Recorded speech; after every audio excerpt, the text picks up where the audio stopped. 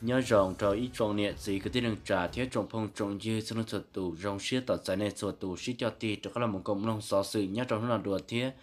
cho các tờ là xin chi nhớ trồng nó cú gia nhớ trồng nó tỷ cầu trầu lúc đó hình tu trong ở trên này gạo ý giờ hiện tại và thiết chế xe hải chế ít trồng nhẹ gì cái tiền trả thiết trồng phong trồng dư cho nó thật tù sau đó giờ toàn chi thiết giải đầu cho cái nó cá nhân trồng xứ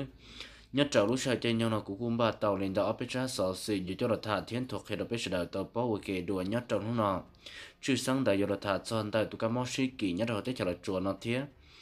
mà trở lên đó sở sự của toàn thuật tật hiện nhất trào lúc tỷ cầu trào lúc đó lên tu trong ở trên gạo in hú nó hai tiề nhất trào nút tỷ cầu chi lúc đó lên tu trong ở trên gạo y của dân làm mòn tại là của toàn chùa chùa tàu lên tại y lăng gì lại thế của dân mót tụ các món sĩ kỳ gì hậu tới chờ là chùa mà nhớ đến tờ tụ ở gia nhọc họ mót từ các món sĩ kín gì nhất đầu tết là chuột nào cu cho ít tu chỉ năng ở gia mua nó về hộ niên mua nó nhung lên tờ bé cho ót chồng chỉ nhớ đến tờ thấu niên là chỉ cu cho hạt tiền nhất trong tờ lúa giòn là từ ở gia lúc đông không sẽ đồn ở gia sẵn sẵn bàn tờ mà nhớ đến tại nơi cô gia hay địa chỉ gia nhớ trâu tới chờ là chùa thế nơi cô tàu mù nhớ trâu tới chờ thấy để cô gia địa trọc á lò trâu tới chờ lò chùa và gia nhớ trâu thì cầu ý lúc đó hình tu trong ở trên này cầu in đạo xứ mà nhớ đi thầu và gia đừng lò cho trâu tới chờ là chùa đang chỉ nơi cô tàu lò muốn cho nơi chế năng nhớ và gia nơi chế năng mua nơi tụ bọn nhiệt theo tụi mình nhỏ thế nơi chỉ lời xứ chỉ nơi cô tàu là muốn cho chế năng nhớ ok thạo ok nó ok lời thế chỉ nhớ trâu và cho in hôn đại đường của tàu mù và xì và cho anh đại đường tụ phong dư chỉ là gia tiệt thấu mòn nhớ lên đại đường tụ phong dư lúc chuyện là bạn nhắn thu đến đại đường lú cho liền đại đường gạo mẹ xứ chỉ tàu mù cho tụ phong dư thả những nhộp bia tàu lên đại đường gạo cho biết cho là thì đại thiết chỉ cũng thả nhộp bia để trở lại chỉ thầu thả tạo lên đại chỉ này tụ phong nhiệt thiết cho mình nhỏ của tôi tỏ này cho các lòng một chế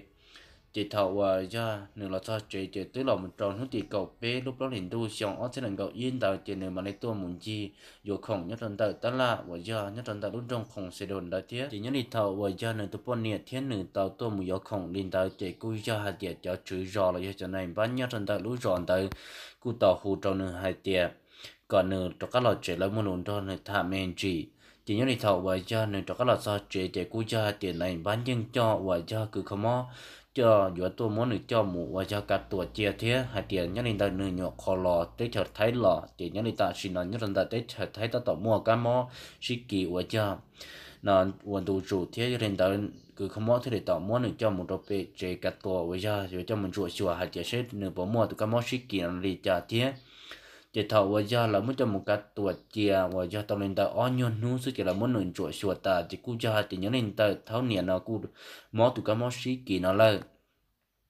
mà nhớ đến đời thấu niệm là chuyện này cú tàu lò một nhóc và kiện cho nơi chuyện này thế và giờ muốn đến đời bao lăng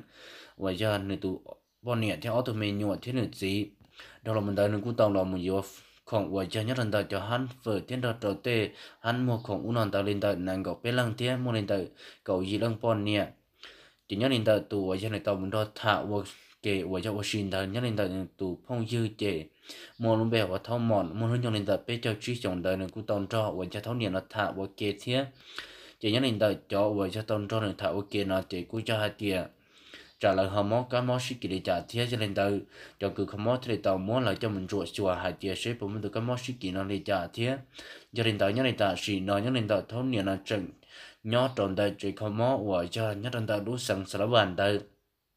chỉ do linh nó nhớ linh ta xin nó cúi cho hạt tiền nhất là hậu tết cho lọ chùa nó lọ cho nó thì cầu trí cầu trâu là chỉ cúi cho hạt tiền cho các món ít lần gì lợi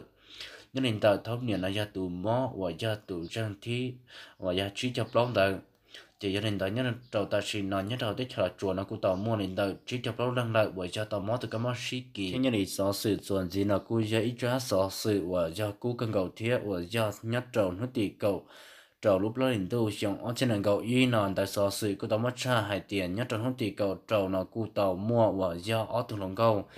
cụ chỉ bảo hai tiền sẽ cho nên thấy nên lo để thiên nhất trâu tới chờ thấy chỉ lì lọ trâu tới chờ lại chùa nó và do nhiều lọ xứ chỉ gia đình tới nhất định ta chỉ nó nhất định ta ở từ lòng cầu nó cụ cho hai tiền chừng nhất trong ta luôn trong cả sĩ và do sao miền tràn ta giờ nhất định ta ở từ nó thì cụ chỉ bảo hai tiền sẽ cho nên giờ năng thấy là giờ năng lo thế cú chẳng chỉ tao muốn thuộc hiện trong bề trời ta chỉ mà cú giờ tiền nhân nên đợi gạo lần là tao lò trò sát thấy lò chỉ gia đình nó nhớ đến ta xì nó là thế tao muốn cắt tuột chia lợ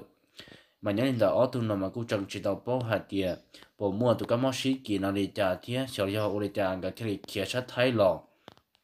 đây rồi mà vừa chủ do năng lo xứ vì đó khó tiền nhớ đi ta xin nó nhớ đó sát thấy ta tỏ mua cho năng của do mót cái mót xí chỉ là dây ra chẳng cần cầu chỉ gia đình đời là sẽ đợi thì tàu chứng chạy thì gia đình nó thì tàu nhẹ kể cho các lọt cho họ tiết chậm lo là thế thì nhớ đi ta xin nó nhớ trong đời tiết chậm thấy cú do hai tiền tàu mua cho năng của do mót cái mót xí chỉ dây ra chẳng cần cầu đi lâu thế cho nên đời sở sự tàu mót chắc hiện nhớ trong tỷ cầu chỉ lúc đó hình tu xong ở trên năng cầu in tờ hai tiền nhất trong lúc tỷ cầu chi nhất trong tờ để chờ thấy cụ tàu mua cho nên của do mót từ cái mót xí kín chỉ lên tờ ít phá chi buộc lo cho bé lăng chỉ là thế của do mót từ cái mót xí kín giờ lên tờ nhất trong tờ xí này nhất trong tờ để chờ thấy luôn tan trò cho nên của do mót cái mót xí kín tan trò nhất trong tờ để chờ thấy nó từ chống cho nên tờ bé châu xà phá lo buộc chỉ cho bé lăng lại họ nhớ đến tại chỗ và do lại tôi khó trồng lòn tại tụi cái món xí kỳ là rong chống cho nên tại năng cầu gì phá bé bùa gì cho bé lăng và cho tôi khó trồng lòn tại tụi cái món xí kỳ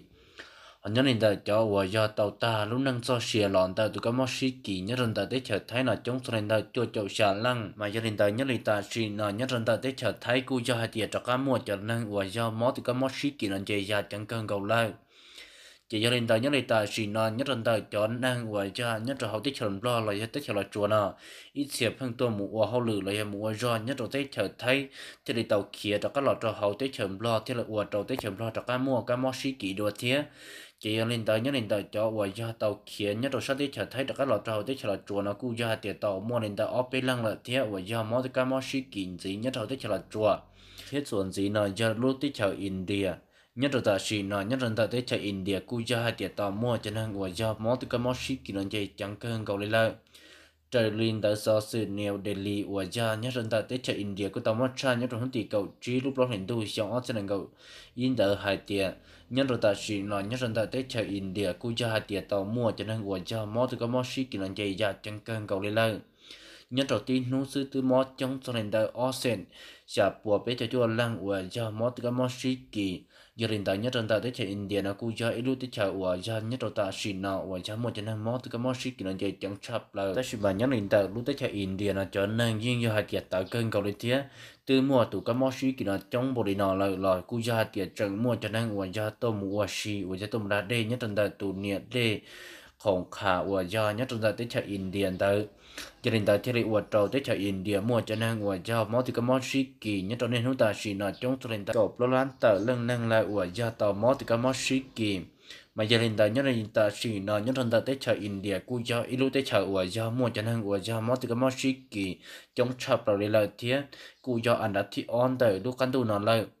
giờ đi nọ nhớ đi lúc xưa họ nọ cũng giống mấy trò so sư nó cho thà thiên thuộc hiện là bây giờ đời tàu bóng đi nọ xứ nhớ trò lúc xưa chơi giờ hai tiếng mua so sư đã chỉ mà đã có mấy trò thà thiên trò trò bé trồng này sẽ có thể là trà trồng phong trồng chứ thân thật tụ tôm nông tàu bao kể đùa